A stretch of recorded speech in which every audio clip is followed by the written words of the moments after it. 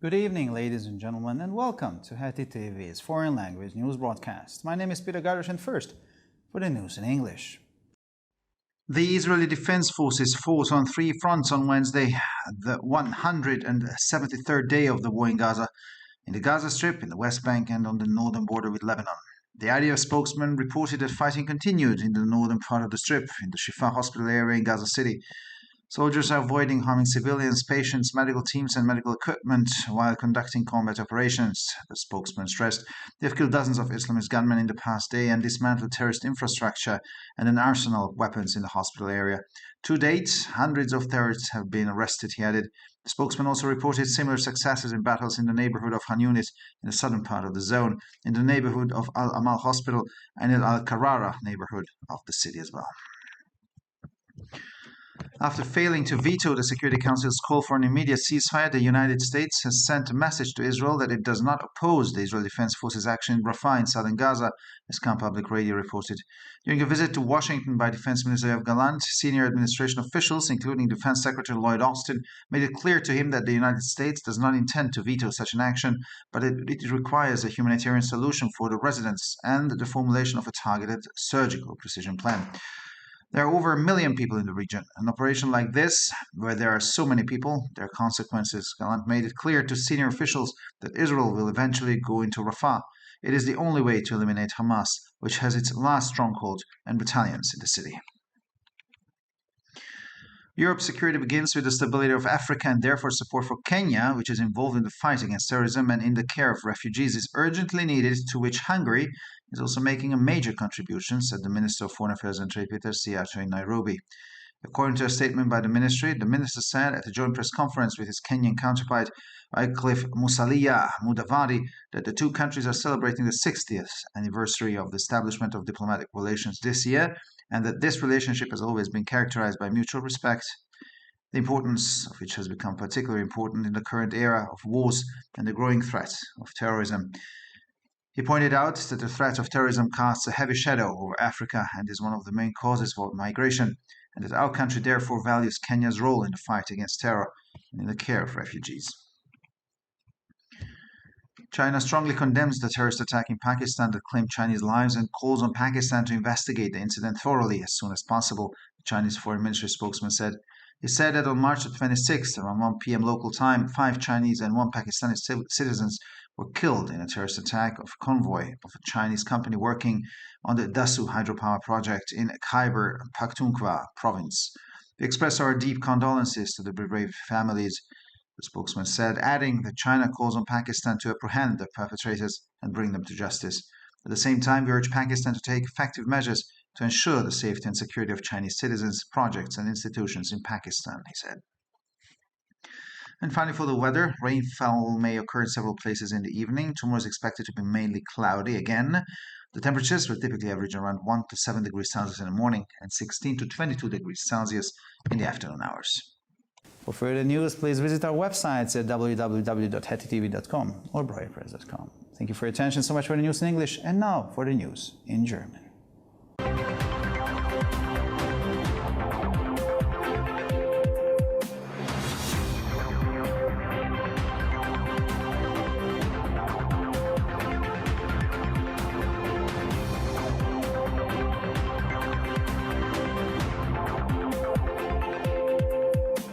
Schönen guten Abend, liebe Zuschauer. Mein Name ist Peter Gardosh und nun zu den Nachrichten auf Deutsch.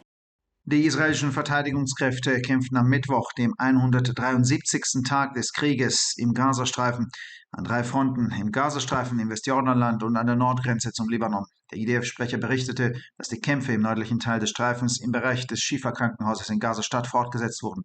Die Soldaten vermeiden es, bei ihren Kampfhandlungen Zivilisten, Patienten, medizinische Teams und medizinische Ausrüstung zu verletzen, betonte der Sprecher. Sie haben in den vergangenen Tagen Dutzende von islamistischen Bewaffneten getötet und die Infrastruktur der Terroristen sowie ein Waffenarsenal im Krankenhausbereich zerstört. Bislang wurden Hunderte von Terroristen festgenommen, fügte er hinzu. Der Sprecher berichtete auch von ähnlichen Erfolgen bei Kämpfen im Viertel Han Yunis, im südlichen Teil der Zone, in der Nachbarschaft des Al-Amal-Krankenhauses und im Viertel Al-Karara in der Stadt. Nachdem es den Vereinigten Staaten nicht gelungen ist, ihr Veto gegen die Forderung des Sicherheitsrates nach einem sofortigen Waffenstillstand einzulegen, haben sie Israel die Botschaft übermittelt, dass sie sich der Aktion der israelischen Verteidigungskräfte in Rafah im südlichen Gazastreifen nicht widersetzen, berichtet Khan Public Radio. Während eines Besuches vom Verteidigungsminister Yoav Gallant in Washington machten ihm hochrangige Regierungsvertreter, darunter auch Verteidigungsminister Lloyd Austin, deutlich, dass die Vereinigten Staaten nicht die Absicht haben, ein Veto gegen eine solche Aktion einzulegen, dass sie aber eine humanitäre Lösung für die Bewohner und die Ausarbeitung eines gezielten chirurgischen Präzisionsplanes voraussetzen. In der Region leben über 1 Million Menschen. Eine Operation wie diese, wenn es so viele Menschen sind, das hat Konsequenzen. Gallant machte hochrangigen Beamten klar, dass Israel letztendlich in Rafah einmarschieren wird. Es ist der einzige Weg, die Hamas zu eliminieren, die ihre letzte Hochburg und Bataillone in der Stadt hat. Die Sicherheit Europas beginnt mit der Stabilität Afrikas und deshalb ist die Unterstützung Kenias, das sich im Kampf gegen den Terrorismus und bei der Betreuung von Flüchtlingen engagiert, dringend notwendig, wozu auch Ungarn einen großen Beitrag leistet, sagte Außen- und Handelsminister Peter Szijjártó in Nairobi. Laut einer Erklärung des Ministeriums sagte der Minister auf einer gemeinsamen Pressekonferenz mit seinem kenianischen Amtskollegen Wycliffe Musalia Mudavadi, dass die beiden Länder in diesem Jahr den 60. Jahrestag der Aufnahme diplomatischer Beziehungen feiern und dass diese Beziehung immer von gegenseitigem Respekt geprägt wird, dessen Bedeutung in der gegenwärtigen Zeit der Kriege und der wachsenden Bedrohung durch den Terrorismus besonders wichtig geworden ist. Er wies darauf hin, dass die Bedrohung durch den Terrorismus einen schweren Schatten auf Afrika wirft und eine der Hauptursachen für die Migration ist und dass unser Land daher die Rolle Kenias im Kampf gegen den Terror und bei der Betreuung von Flüchtlingen schätzt. China verurteilt den Terroranschlag in Pakistan, bei dem Chinesen ums Leben kamen, aufs Schärfste und fordert Pakistan auf, den Vorfall so schnell wie möglich gründlich zu untersuchen, sagte ein Sprecher des chinesischen Außenministeriums. Sie sagte, dass am 26. März gegen 1 Uhr nachmittags Ortszeit 5 Chinesen und ein pakistanischer Staatsbürger bei einem Terroranschlag auf einen Konvoi eines chinesischen Unternehmens, das am Dasu-Wasserkraftwerksprojekt in der Provinz Khyber Pakhtunkhwa arbeitet, getötet wurden. Wir sprechen den Hinterbliebenen unser tiefstes Beileid aus, sagte der Sprecher und fügte hinzu, China fordere Pakistan auf, die Täter zu fassen und vor Gericht zu stellen. Gleichzeitig fordern wir Pakistan auf, wirksame Maßnahmen zu ergreifen, um die Sicherheit chinesischer Bürger, Projekte und Institutionen in Pakistan zu gewährleisten. So der Sprecher. Und schließlich zum Wetter. Am Abend kann es an einigen Orten zu Niederschlägen kommen. Für den morgigen Tag wird starke Bewölkung erwartet. Schon wieder. Die Temperaturen werden im Durchschnitt zwischen 1 und 7 Grad am Morgen und zwischen 16 und 22 Grad am Nachmittag liegen. Für weitere Nachrichten besichtigen Sie bitte unsere Webseiten www.ttv.com sowie www.breuerpress.com.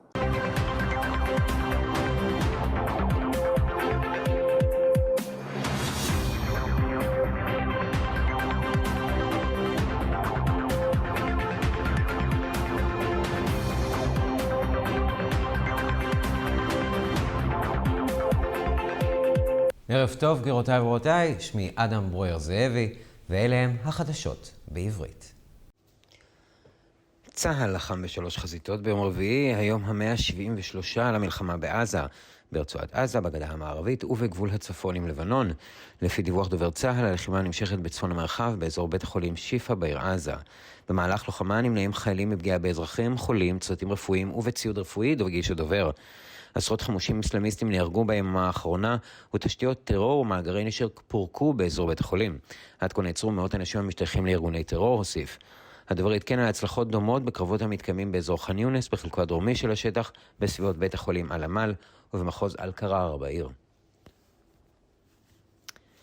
לאחר שלא הטילה וטו על הקריאה של מועצת הביטחון להפסקת אש מיידית, ארצות הברית אמרה לישראל כי היא אינה מתנגדת לפעולת צבא ההגנה לישראל ברפיח, דרום עזה, כך דיווח הרדיו הציבורי כאן. במהלך ביקורו של שר ההגנה יואב גלנט בוושינגטון, פקידי ממשלה בכירים, בהם שר ההגנה לויד אוסטין, הבהירו לו כי לארצות הברית אין כוונה להטיל וטו על פעולה כזו, אלא שיש למצוא פתרון הומניטרי לתושבים, ויש לגבש תוכנית עם דיוק כירורגי ממוקד. יותר מ1,000,000 אנשים חיים באזור, פעולה כזו, שכל כך הרבה אנשים נמצאים שם, יש השלכות. גלנט הבהיר לבכירים שישראל תיכנס בסופו של דבר לרפיח, זו הדרך היחידה לחסל את חמאס, שהמעוז והגדודים האחרונים שלו בעיר. ביטחונה של אירופה מתחיל ביציבות אפריקה, לכן יש צורך עצום בתמיכה של קניה, המעורבת במאבק בטרור ובמתן עזרה לפליטים, דבר שגם הונגריה תורמת לו רבות, אמר שר חוץ פיטר סיארטו בניירובי. על פי הודעת המשרד, השר הדגיש במסיבת עיתונאים משותפת עם מקבילו הקנייתי וייקליף מוסליה מודוואדי, כי שתי המדינות חוגגות השנה 60 שנה לכינון היחסים הדיפלומטיים, וכי מערכת היחסים הזו מתאפיינת בכבוד הדדי, שחשיבותו זכתה להערכה במיוחד כיום, בעידן המלחמות והאיום הגובר של הטרור. הוא ציין כי איום הטרור מטיל צל כבד על אפריקה, והוא אחד הגורמים העיקריים להגירה, לכן ארצנו מעריכה מאוד את תפקידה של קניה במאבק בטרור ובדאגה לפליטים.